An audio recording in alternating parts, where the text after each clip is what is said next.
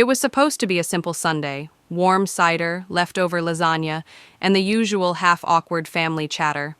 But 5 minutes in, I realized they hadn't invited me for dinner. They had invited me for a sacrifice. "You've never done anything for this family," my mother said, eyes sharp like broken glass, voice slicing through the room louder than the news playing in the background. "You just took and took. And now you're being selfish over a stupid apartment?" The hum of the ceiling fan slowed. A piece of lasagna slid off someone's fork, but no one moved to pick it up. Everyone froze. Even my aunt's dog stopped chewing its toy like it could sense the temperature drop. I hadn't even taken off my coat yet. My cousin Heather scoffed from the far end of the couch, where she sat curled up with a half glass of rosé like she owned the place. "Seriously, Lisa? You act like you're the victim just because you still live in that old apartment?" Uncle Joe leaned forward, whiskey already blurring his words. "You should be thankful your mother let you stay that long rent-free. You've been leeching off her since your 20s. That word, leeching, hit like spit in the face. I was still near the entryway, gripping a plastic cup of ginger ale someone had shoved into my hand. It trembled slightly, but not enough for them to notice. My brother Mike, always the diplomat when it suited him, stood up with both hands raised like he was conducting a town hall. "We're not trying to attack you," he said. "We're just trying to figure out what's fair for the family. The apartment should go to someone who will use it for everyone's benefit." I blinked. "The apartment's in my name. I paid for it." Silence. Then Heather's laugh broke the tension, sharp, mean, echoing off the crown molding. "You? Paid for it with what? That cute little side gig you call bookkeeping?" "She probably used our parents' money and pretended it was hers," Aunt Deborah whispered, not quietly enough. I opened my mouth, then closed it again, not because I didn't have words, because none of them deserved my truth. The room closed in, their voices rose, useless, entitled, childless, alone. I took one step back. That's when it hit me. Cold, wet, sweet. A slice of chocolate mousse cake smashed right into my face. No warning, just a blur of movement and frosting. Heather stood smugly with an empty paper plate in hand, licking icing from her finger like it was a joke. Her eyes locked with mine, not ashamed, not sorry, proud. And then laughter, first from her, then from Joe, then from Mike, with that low chuckle he always used when he wanted to pretend something wasn't a big deal. No one stopped her. No one even flinched. I wiped the frosting from my chin. No expression, no words. Just the quiet motion of a woman who's been humiliated too many times to be shocked anymore. I walked to the kitchen sink, not rushed, not slow, and rinsed my hands beneath warm water as the room filled again with whispers. But this time, I wasn't listening. I wasn't swallowing it down, and I wasn't about to leave quietly. Not this time, not again. They say families are built on love, but mine? Ours was built on obligation and silence. Long before the cake hit my face, before the laughter turned mean and the whispers became blades, there were years. Years of unpaid debts, unspoken sacrifices, sleepless nights, years of being the one who stayed behind. I was 29 when Dad had his first stroke. The call came at 4:38 a.m., just after I'd finished balancing invoices for a bakery client downtown. I remember the ringtone cutting through the quiet like a siren. I remember dropping the phone on the floor when the nurse said, "You need to come now." Mike didn't answer his phone. Heather said she had a final exam. Aunt Deborah asked if I could keep her posted. So I went. Alone. That became the pattern. When Dad came home from rehab, the family agreed. Agreed that I should move in, since I was already single and working from home. They made it sound like a kindness, like they were handing me a gift, but what they gave me was a job no one else wanted. The bathroom renovations, the physical therapy, the appointments, bills, prescriptions, insulin, wet sheets at 2 a.m., all mine. Still, I did it. I didn't scream, didn't shame anyone. I told myself it was temporary, that they'd see what I was doing, that they'd step up next time, but they didn't. When Mom fell a year later and fractured her hip, I was still living there. I'd turned the guest room into a makeshift office. I cooked every meal, paid out of pocket for groceries, utilities, even the new boiler when the old one died mid-January. There was no shared account, just me, my spreadsheets, and whatever clients I could squeeze in between blood pressure checks. No one asked how I was. No one asked how I was managing. Instead, they assumed I was fine, because I didn't complain, because I smiled at holidays and made enough deviled eggs to go around, because I dressed neat and didn't cry at the table. Mike used to joke, "You're so good at this stuff. It's like you were meant to be the family caregiver." He meant it as a compliment. It felt like a sentence. When Dad passed away 2 years later, I found out the mortgage had ballooned from old debts no one told me about. Mom was devastated, confused. Mike said she needed a peaceful environment, and Heather offered to host her for a few weeks, which turned into one. Then I was alone in that apartment with her, a pile of overdue notices, and a decision. Sell or save it. I cashed out my savings, took on extra clients, worked at night, slept maybe 4 hours a day. I told Mom it was all fine, that we were okay. I told myself the same thing. The apartment became mine legally only after I refinanced under my name, the deed, the title, the loan, everything in my name. Quietly, without drama. I didn't tell the family, not out of malice, but because they never asked. They never asked. When Mom's memory started to go, I became more than her daughter. I was her nurse, her housekeeper, her alarm clock, her calendar. I made her smile on the days she forgot my name. And still, I clung to hope. That when the time came, they would see. They would recognize everything I had held together. But recognition never came. What came instead were questions, accusations, doubts. "She's trying to isolate Mom," Deborah whispered to Heather. "I think she's trying to claim the apartment for herself," Mike once texted another cousin, and accidentally sent it to me. I didn't respond, because part of me was still that girl who wanted to be believed, still waiting for someone in that family to say, "Thank you," or even just, "We see you." But they never said it. What they did say was on Sunday, that I was selfish, that I'd done nothing, that I had no kids, no legacy, no reason to hold on to a place they suddenly wanted. They called it the family apartment, even though not one of them had contributed a single dime in years.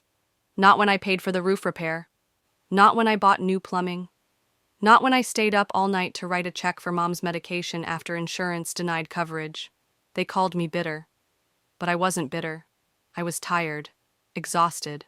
And somewhere beneath that exhaustion was the slow ember of something else. Resolve.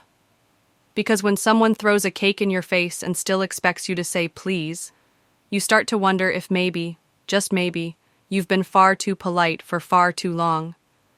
After the cake hit, the silence didn't last long. It never does in my family.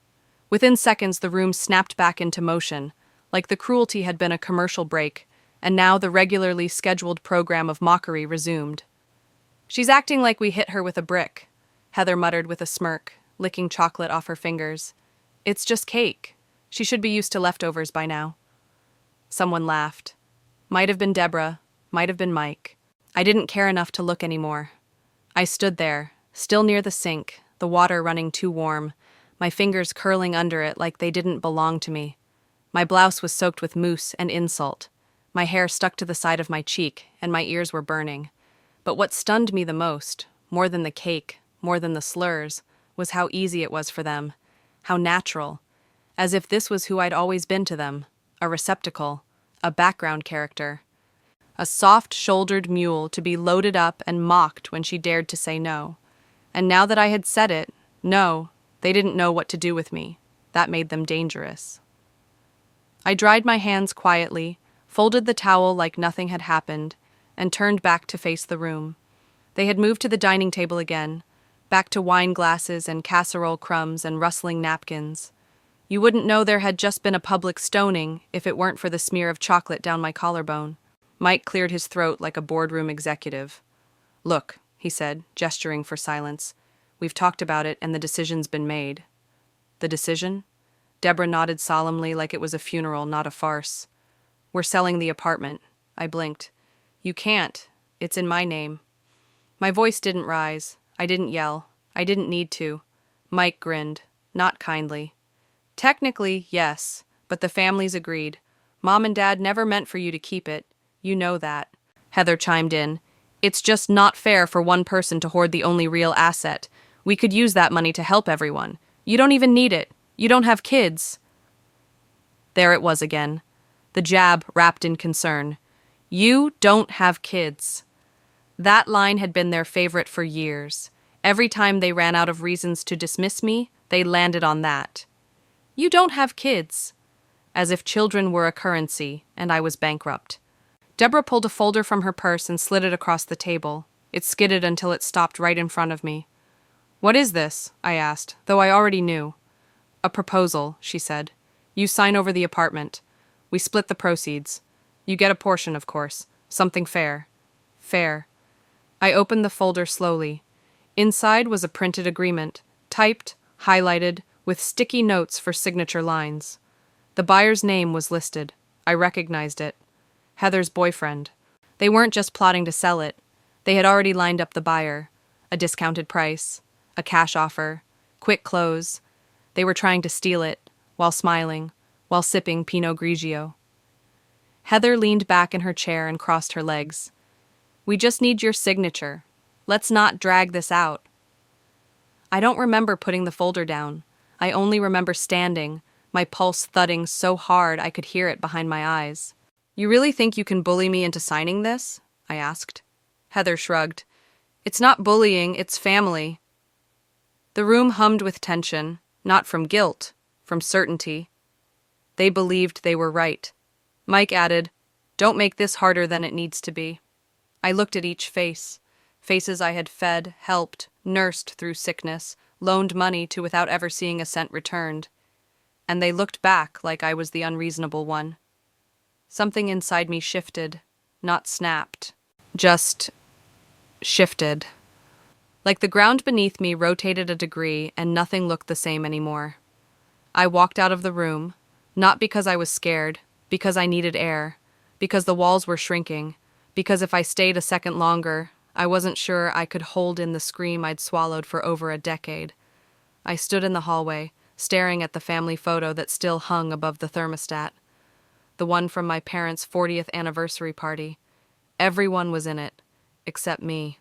I'd been in the kitchen making sure the cake was cut right, making sure everyone had a fork. That photo was the perfect metaphor. Present, but never included. And now, they wanted to erase me legally, too. Behind me, I could hear Heather laughing again, joking about which wall she'd repaint first once the sale went through. I looked back at that folder still on the table, my name printed in bold, the document waiting for my submission. They had no idea what that name actually meant. But they would. They would soon. The day I turned everything around didn't come with drama, no screaming, no slamming doors, just an invitation, printed on glossy cardstock. Celebrating Heather and Ben's new beginning, a casual engagement brunch at a downtown hotel. Family only. Dress chic. Bring joy. I brought the truth. By then, 3 weeks had passed since the cake incident. I'd gone silent after walking out that day. No calls, no texts, not even to Mom. I let them stew in their entitlement, thinking they'd broken me, thinking I'd come crawling back, signature in hand, ready to be forgiven for daring to claim what was mine. But I wasn't crawling. I was watching, waiting. The twist started months before any of them realized. See, after I refinanced the apartment, I'd taken extra precautions, not just the usual insurance or emergency savings. No, I'd consulted a lawyer, a soft-spoken woman named Carmen, who used to be one of my bookkeeping clients. Carmen had advised me to file a quiet title suit, a process to solidify the apartment's ownership under my name, ensuring no family member could ever dispute it legally. She helped me draft a notarized affidavit, added protections into the deed, and created a trust, one I alone controlled. It was airtight, but I'd never mentioned it. Why would I? At the time, I didn't think I'd need it. I still believed they loved me, but now, that trust would become my stage.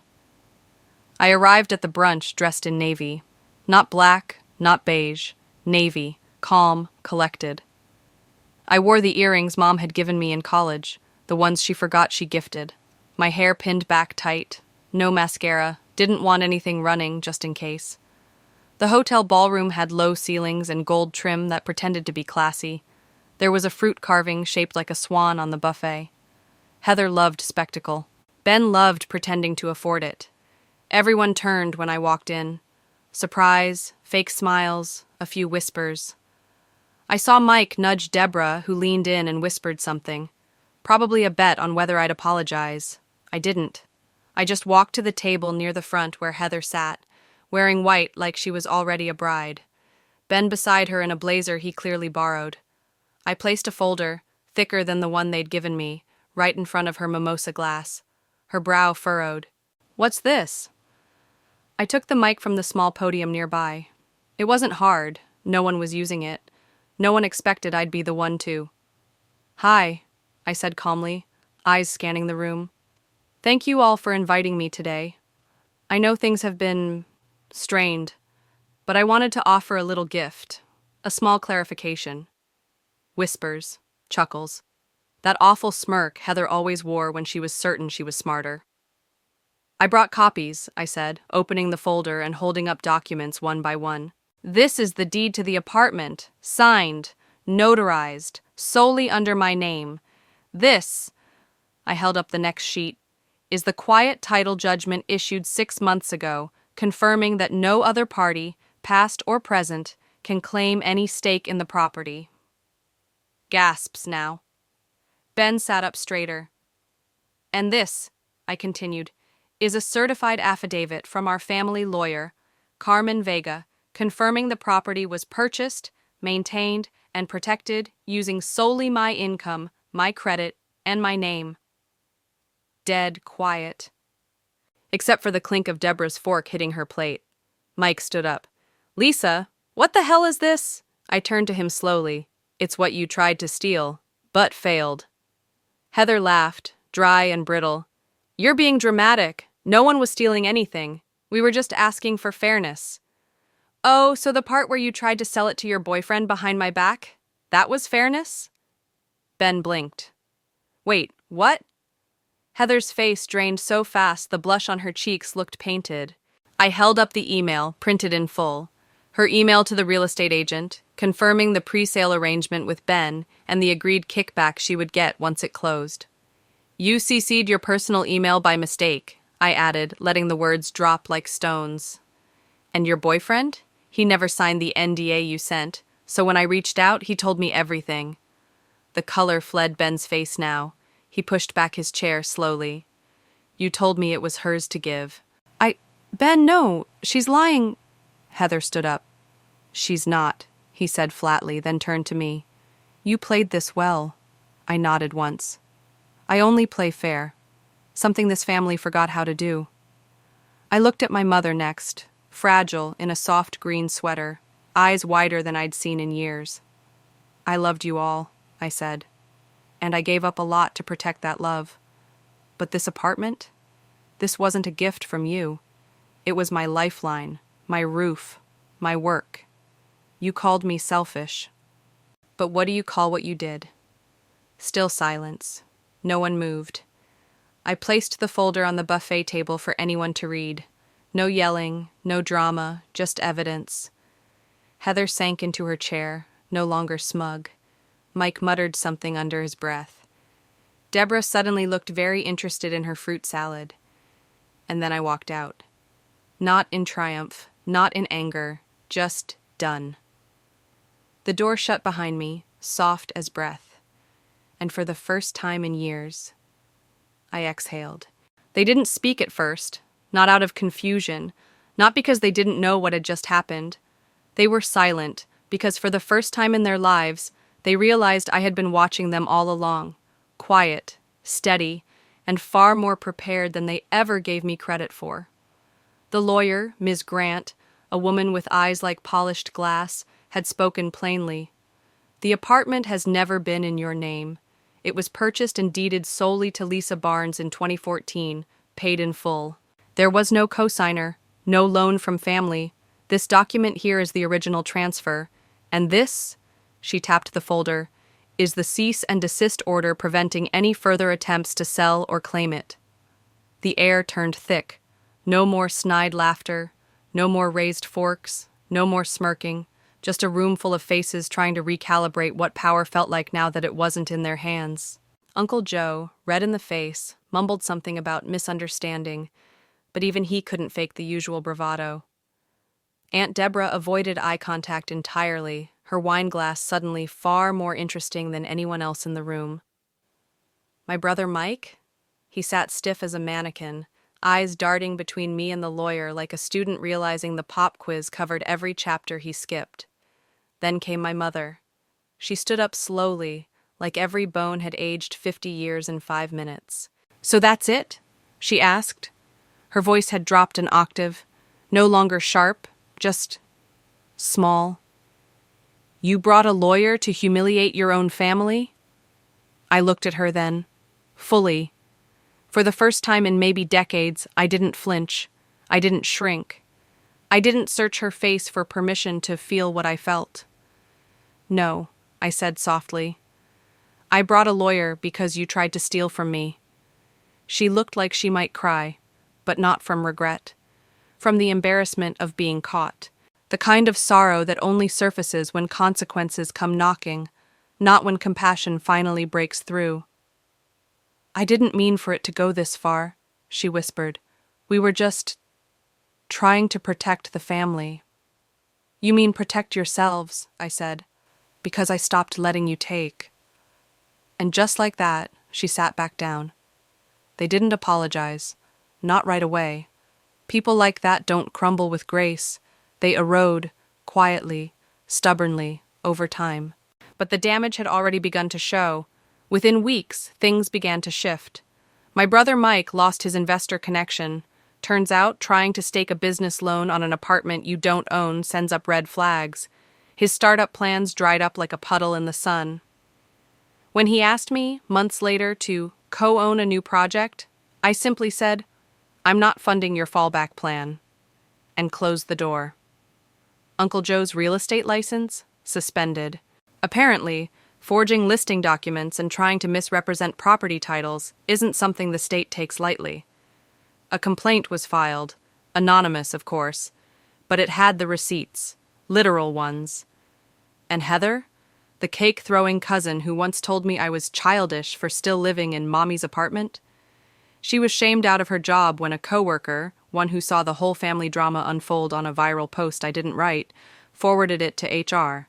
The video didn't show faces, but the words, the voice, the tone, it was unmistakably her.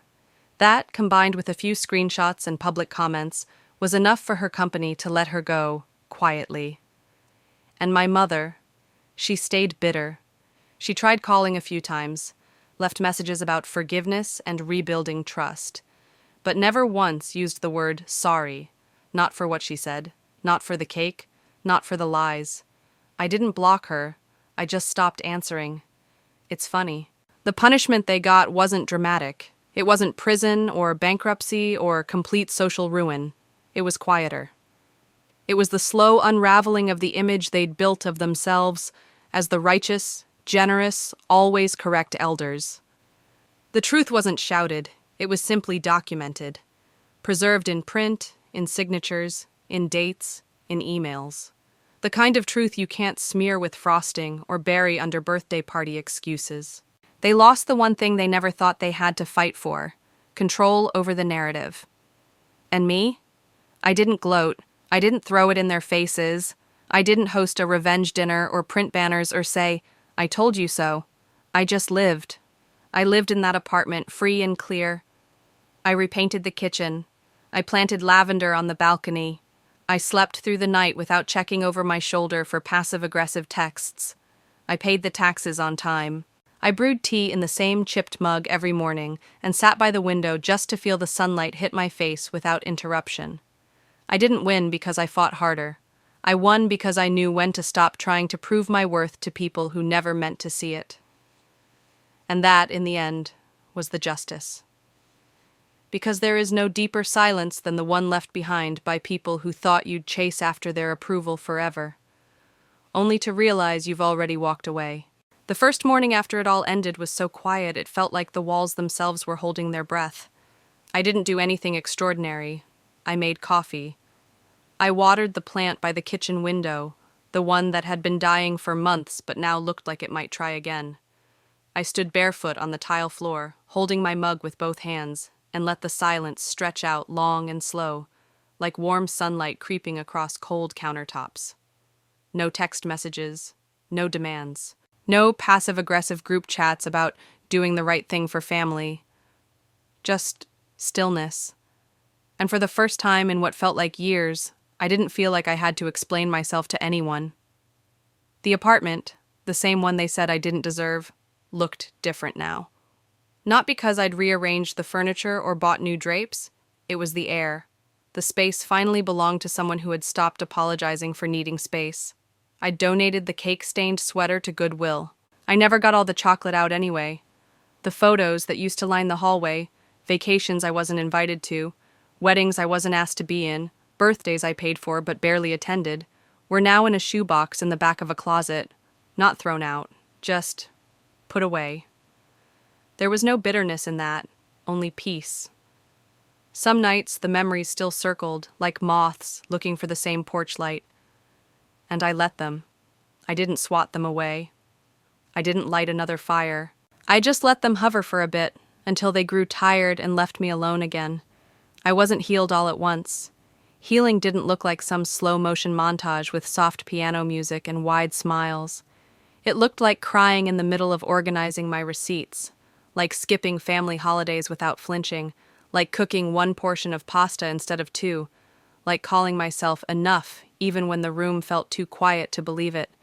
But I got there, bit by bit. And along the way, something unexpected happened.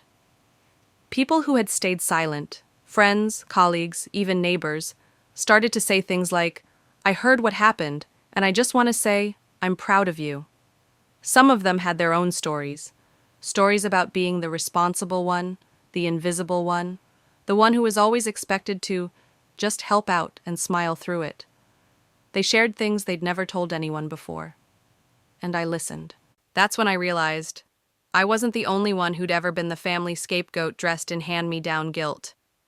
I was just one of the few who'd said, enough, and meant it. So if you're watching this and thinking of all the times you swallowed your words to keep the peace, if you've ever been told that you owe them just because you stayed when no one else did, let me say something to you now. You don't owe anyone your silence. You don't owe anyone your home. You don't owe anyone the version of yourself that disappears so they can shine brighter. You are allowed to claim space, even if it makes others uncomfortable. You are allowed to keep what you've earned, even if they say it's selfish. You are allowed to choose peace over performance. I didn't win anything, really, not in the way they measure things. There was no dramatic courtroom gavel or apology that magically stitched everything back together, but I won back myself. And some mornings, when the sun creeps across the floor, and I'm still in my pajamas at 10 a.m., barefoot and unbothered, I whisper 2 words into the quiet. Thank you. Not to them, to me, for not folding, for not shrinking, for not believing them when they said I was just being difficult. I kept the apartment. But more than that, I kept my dignity. And sometimes, that's the most powerful inheritance of all. If this story reached a part of you that's still aching, still hiding, still waiting for someone to say it's okay to walk away, then let this be your sign. You're not alone. You never were. Drop a comment if you've ever felt like the black sheep of your family, and if this story reminds you of someone, send it to them. You never know who needs to hear it today. And if you want more stories like this, stories about healing, truth, and finding your voice after being silenced for too long, hit that subscribe button. Quiet power belongs to you too. And it's time the world heard it.